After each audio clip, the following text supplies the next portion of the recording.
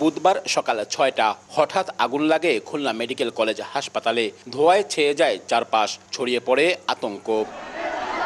মূল ভবনের তৃতীয় তলায় পোস্ট অপারেটিভ রুমের পাশের স্টোর রুমের আগুনে এসি বিস্ফোরণের শব্দে আতঙ্কিত হয়ে পড়েন রোগী, স্বজন, চিকিৎসক ও স্বাস্থ্যকর্মীরা। নিরাপদে সরিয়ে আনা হয় পোস্ট অপারেটিভ ও আইসিইউ রুমে থাকা রোগীদের। এ সময় তাড়াহুড়া করে বের হতে গিয়ে অক্সিজেন মাস্ক খুলে মারা যান এক নারী।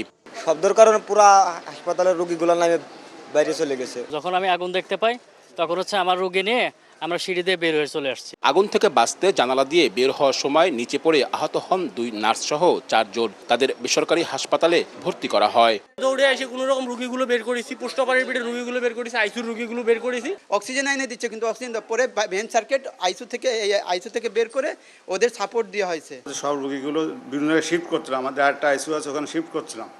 তখন ওরা নিজেরা সেই রোগীটা ভেন্টিলেটর থেকে নিয়ে নিচে ইমার্জেন্সি যখন গেছে, 3 থেকে ইমার্জেন্সি যখন গেছে তখন ইমার্জেন্সি ওখানে মারা গেছে। সোয়া 1 ঘন্টার চেষ্টায় আগুন নিয়ন্ত্রণে আনে ফায়ার সার্ভিসের 10টি ইউনিট। তার আগেই আগুনে পুড়ে যায় পোস্ট অপারেটিভ রুম ও ওটির মূল্যবান চিকিৎসা সরঞ্জাম। 3 তলায় ওটি ভবনের পাশে ওখানে একটা স্টোর রুম আছে, স্টোর রুমের ভিতরে লক করা ছিল। ভিতরে আমরা ধারণা করছি বৈদ্যুতিক ত্রুটির কারণে আগুন লাগছে। এদিকে হাসপাতালের ক্ষতিগ্রস্ত ভবন তাৎক্ষণিকভাবে পরিদর্শন করে 5 সদস্যের তদন্ত কমিটি গঠন ও ক্ষতিগ্রস্ত অপারেশন থিয়েটার দ্রুত চালুর নির্দেশনা দেন স্বাস্থ্যমন্ত্রী।